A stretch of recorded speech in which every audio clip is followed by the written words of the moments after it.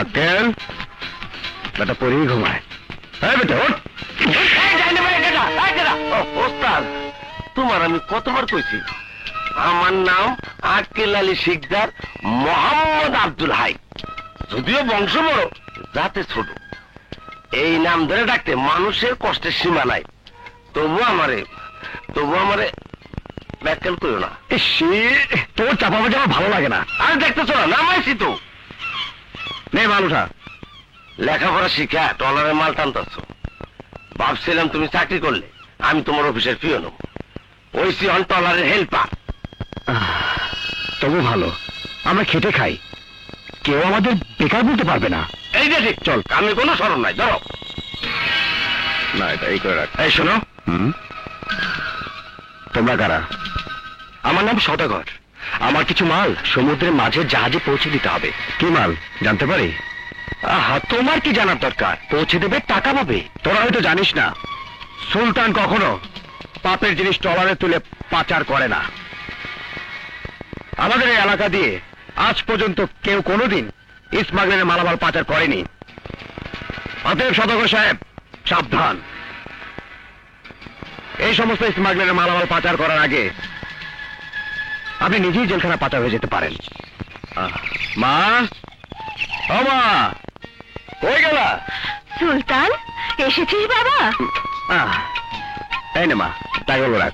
খালাম্মা, আমার একটা কথা আছে। কি কথা? সব থাকো। কি কথা বল? মহাজনের মাল টানতে আর ভালো লাগে না। ওস্তাদের কও একটা চাকরি লইতে। চাকরি কি গাছের ফল যে ঝাঁকি দিলে মাটিতে পড়বে? ব্যাকটেন কোথায়? দেখছেন কি করলো? আমার নাম আক্কেল আলী শিকদার মোহাম্মদ আব্দুল হাই। বংশ বড় কিন্তু জাতে ছোট। উপর হয়ে পড়ে গেছি কিন্তু ব্যথা পাই নাই। তবু তোমার চাকরি চাই, চাকরি চাই, চাকরি চাই। আবারও চাকরির কথা বলছিস? খালাম্মা কেমন করে? আক্কেল তো ঠিকই বলেছে, বিয়ে পাশ করে শেষ পর্যন্ত মাঝি মাল্লা কামড়াগিরি করবি, এ আমি ভাবতেও পারিনি। ভাগ্যে যদি চাকরি না থাকে রে মা, দুঃখ করে কি লাভ? চাকরির জন্য কম চেষ্টা তার করলাম না। ভাইয়া, ভাইয়া, আমি আর কলেজে যাব না। কেন? স্যার বলেছেন আগামীকাল বেতন না দিলে নাম কেটে দেবেন, তাই। লক্ষ্মী বোন আমার, তোর এই ভাই বেঁচে থাকতে কলেজ থেকে তোর নাম কেউ কাটতে পারবে না। আয়, কাল মার কাছ থেকে টাকা নিয়ে যাবি, কেমন? তোরা দেখ, আমি চালাচ্ছি এবার। তুই কি পারবি? তুই তো ডুবিয়ে ফেলবি। আরে রাখ, ঢাকায় আমার গাড়ি 100 স্পিডে চালাই আমি, আর এটা তো আমার কাছে কোনো ব্যাপারই না। তোরা দেখ। এই তুমি সরো, সরো। আপনি কি চালাতে পারবেন না তো? আরে পারবো, তুমি বসো।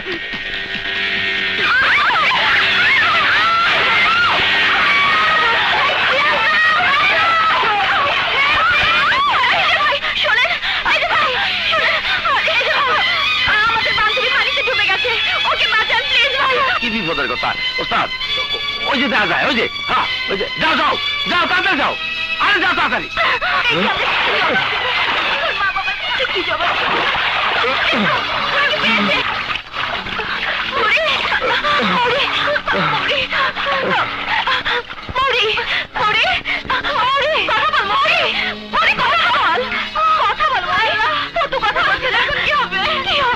দেখি দেখি, আমি দেখছি, আপনার ধৈর্য ধরুন।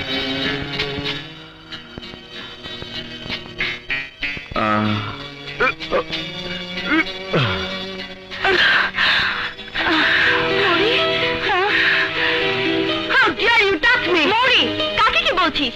উনি তো তোকে পানি থেকে তুলে এনে তোর জীবন বাঁচিয়েছেন। সরি, আমার জীবন বাঁচানোর জন্য আপনাকে অনেক ধন্যবাদ। না না, ধন্যবাদের কি আছে? মানুষ হয়ে মানুষের উপকার করাই তো মানুষের ধর্ম। তা আপনারা? ঢাকা থেকে এসেছে। কোথায় উঠেছেন? Motel Zia guest in.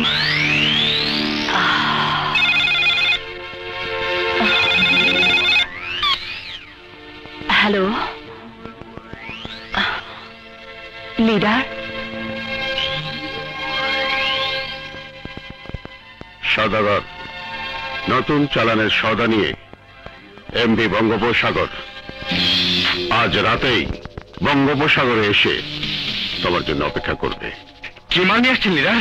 কোটি টাকার অস্ত্র আর বোমা তৈরির কেমিক্যাল। তোমরা সব মালামাল মরিংচুং এর কাছ থেকে রিসিভ করে ঢাকায় পাঠাবার ব্যবস্থা করবে। ওকে লিডার।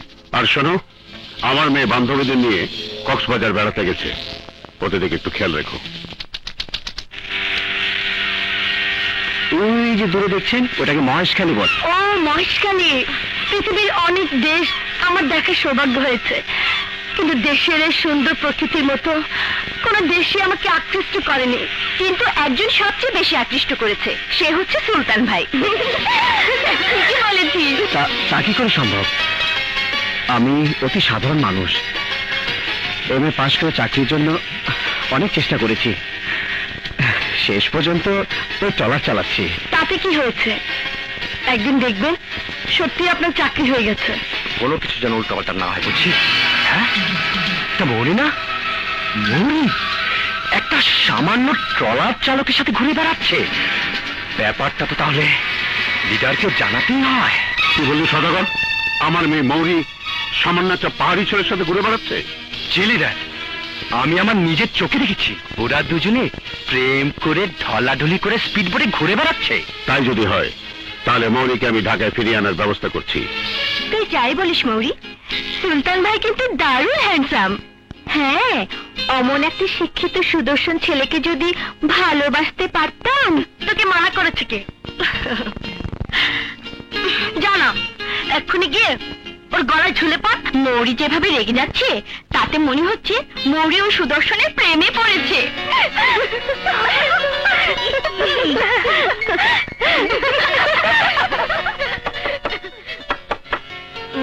কে? ভিতরে আসুন। আরে সুলতান ভাই, আসুন আসুন, এতক্ষণ আপনার কথাই হচ্ছিল। আমার মতো সাধারণ মানুষকে নিয়ে আলোচনা। তা আপনারা কেমন আছেন? ভালো। আব্বু ঢাকা থেকে ফোন করেছিল, কাল সকালে আমরা ঢাকায় ব্যাক করব। তাহলে আপনাদের নিয়ে সেন্ট মার্টিন দ্বীপে বেড়াতে যাব ভেবেছিলাম, কিন্তু আর হলো না। আবার কখনো এলে তখন যাব। আপনি আমাদের জন্য যা করেছেন তা আমি কৃতজ্ঞতার সঙ্গে মনে রাখবো। এই আমার ঠিকানা, কখনো ঢাকায় এলে আমাদের বাসায় আসবেন।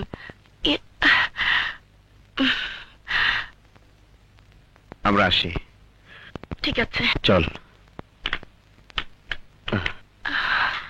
লক্ষ্য করেছিস মৌরি, তুই চলে যাবি শুনে সুলতানের মনটা কেমন খারাপ হয়ে গেল। তাই তো মনে হচ্ছে বেচারা সুলতান মৌরির প্রেমে যা হাবুডুবু খাচ্ছে। কথা বারবার কেন আমার মনে পড়ছে? আজ আমার সুলতানের কথা এত মনে পড়ছে কেন? তাহলে কি আমি মরি? কিন্তু মরি তো উচ্চ শিক্ষিতা, বড়লোকের একমাত্র মেয়ে।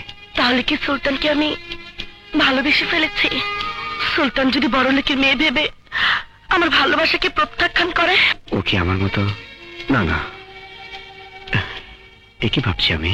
না না, আমি মিথ্যে কষ্ট পেতে যাব কেন? ধর, কি বাজে ভাবছি। আমার কি নেই যে?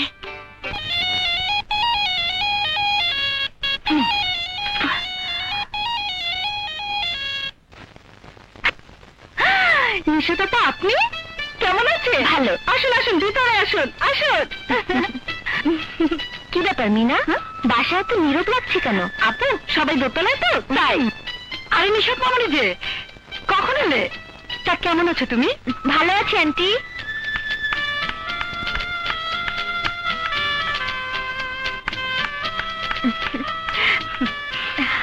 বেঁচে থাকো মা, বেঁচে থাকো। মৌরি বিদেশ থেকে এসেছি শুনে চলে এলাম। ও কোথায় আন্টি? ওই মেয়েটাকে নিয়ে পাচ্ছি না মা। ও আবার কি করেছে আন্টি? আর বলো না, বান্ধবী নিয়ে বেড়াতে গিয়েছিল কক্সবাজারে। ওখান থেকে ফিরে আসার পর থেকেই মেয়েটা আমার কেমন যেন হয়ে গেছে, সারাক্ষণ কি যেন ভাবে। আপনি অযথাই চিন্তা করছেন আন্টি, আমি দেখছি।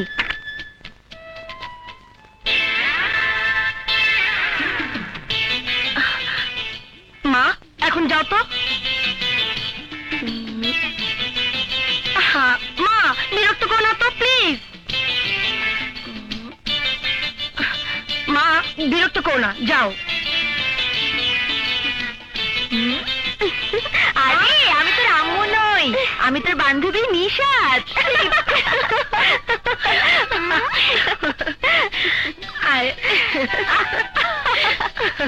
নিশাত, তুই কেমন আছিস? ভালো। কতদিন পর তোর সাথে আমার দেখা হলো। তোর উপরে আমি ভীষণ রাগ করেছি। বুঝেছি রাগের কারণ। কি করবো বল, ডায়না জোর করে কক্সবাজার নিয়ে গেল, তাই বিদেশ থেকে এসে তোর সাথে দেখা করতে পারিনি। এই কানে ধরছি, আর কখনো হবে না। এবারের মতো আমাকে মাফ করে দে প্লিজ। আমি যতটুকু বুঝি, মেয়েরা প্রেমে পড়লে প্রেমিক পুরুষকে কাছে না পেলে তার কথা ভেবে ভেবে মনে কষ্ট পায়। তাই? জি।